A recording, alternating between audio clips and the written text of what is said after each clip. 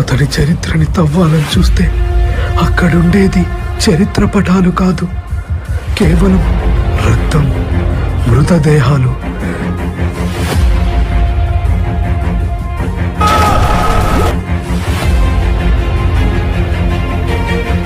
అసలు సలార్ అంటే ఏంటి? ఎవరిని వదలరు.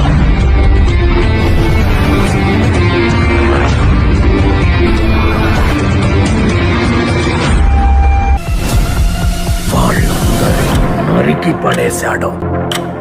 Is the biggest kept secret in the history of India. వస్తున్నా.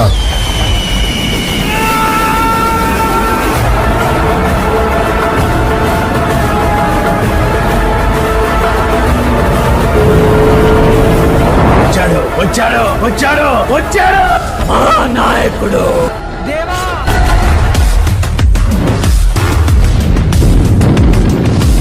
కేజీఎఫ్ ఏలడానికి ఒక సైన్యం కావాల్సి వచ్చింది. వాడే సలార్. నీళ్ల నుండి నిప్పు పుట్టిన చరిత్ర లేదు.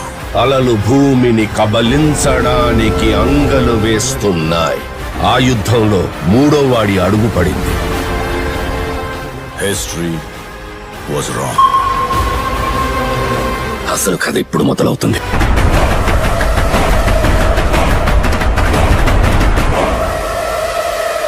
మూవీ రివ్యూ ఏంటో చూద్దాం.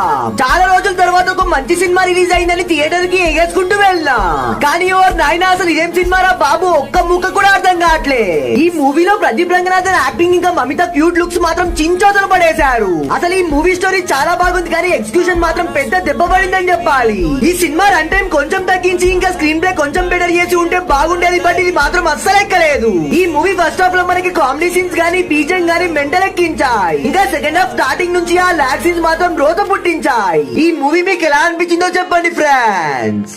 ఈ ఇయర్ లో ప్రభాస్ అన్న హీరోగా ఒక్క మూవీ కూడా రిలీజ్ అవ్వలేదు, కానీ ఈ ఇయర్ మొత్తం ప్రభాస్ అన్న పేరే వినిపిస్తుంది భయ్యా. వామ్మో, మార్చ్ మంత్ లో సలార్ మూవీ రిలీజ్ అయింది. జూన్ లో కన్నప్ప మూవీలో క్యామియో చూసాము.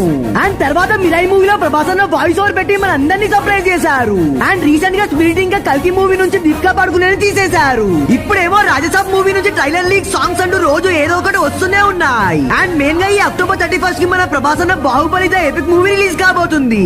ఇది ఎన్ని రికార్డ్ సెట్ చేస్తుందో అసలు ఊహించుకుంటేనే పిచ్చకిపోతుంది. బాహుబలి ద ఎపిక్ మూవీ ఎంత కనెక్ట్ చేస్తుంది అనుకుంటున్నారో చెప్పండి ఫ్రెండ్స్.